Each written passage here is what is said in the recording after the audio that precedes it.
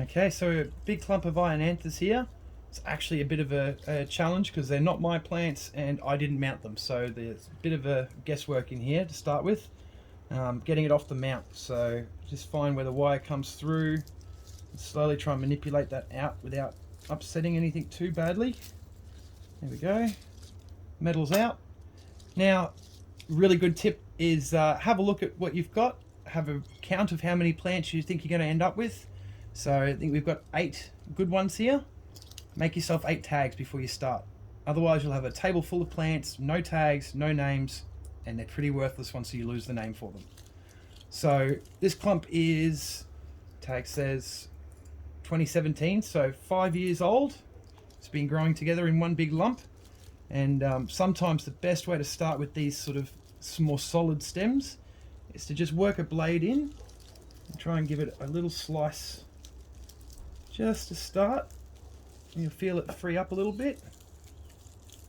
And it looks like we've got sort of 3 pieces going to come out of this.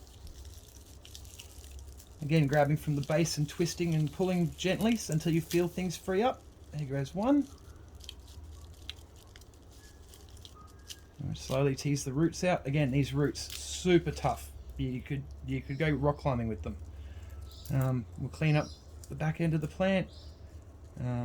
One of the big things for providing pups from Ionanthas is getting some sunlight to the root base, to the leaf base, right in here. So you remove some leaves, hang this upside down, get the sun shining right into that back end of the plant, and it will produce pups like mad. So that actually looks like a very nice pair. I might even leave those together as a pair and move on to the rest of the clump.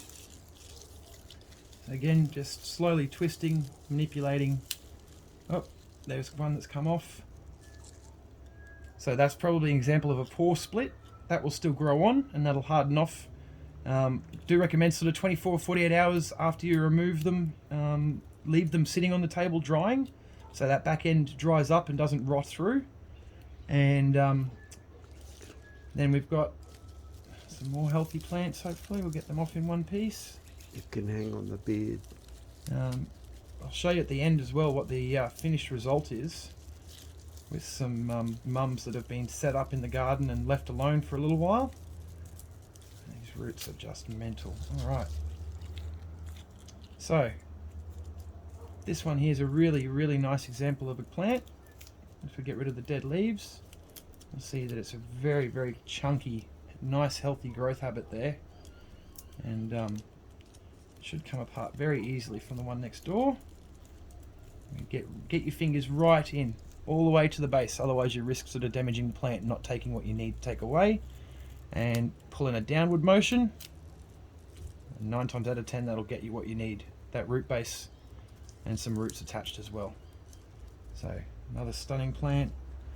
So you'll end up with some of these, no matter how good you are at growing Tillandsias, you will have expired, spent, flowered 2-3 years ago mothers.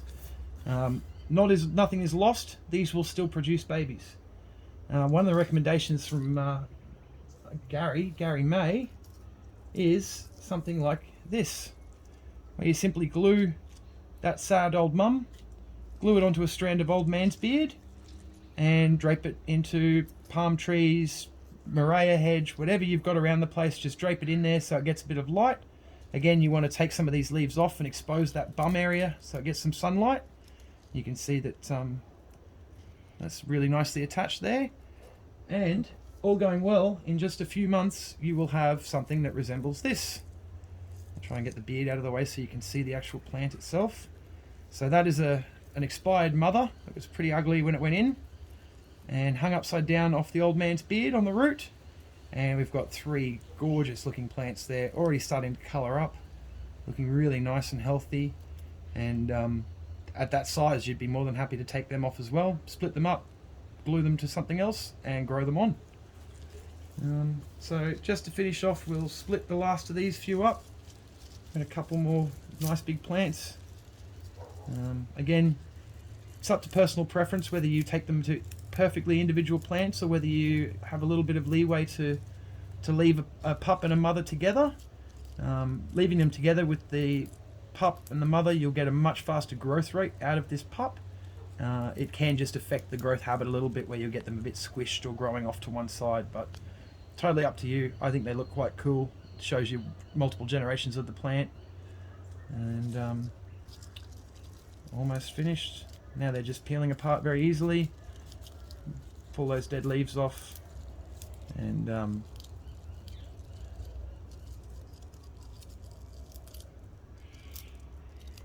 we can show you what we've got at the end all completed. I'll get rid of all that waste. What you see on there that looks like dust is actually the trichomes from the plants. So Tillandsias deal with in trichomes. There are a two-way valve on these, not a one-way valve for depositing oils and stuff into. These are a two-way functional valve for taking in nutrients, oxygen, nutrients and carbon dioxide. So here we have a big lineup of healthy plants from that clip. And one last thing, as you're going, be careful when you're getting into pulling the leaves off the bases of these plants. There's two pups in here that look great. We'll give them some room to continue growing and gently just wiggle these leaves out of the way. But even lower, there's even smaller pups in there that you can easily squish or flick off by hand. So just be careful when you're reaching into the base to remove the pups, that you don't knock the next generation off the mum. But if you give it some room to grow, in just a couple of months they'll double, triple, quadruple in size and be ready to remove them as themselves.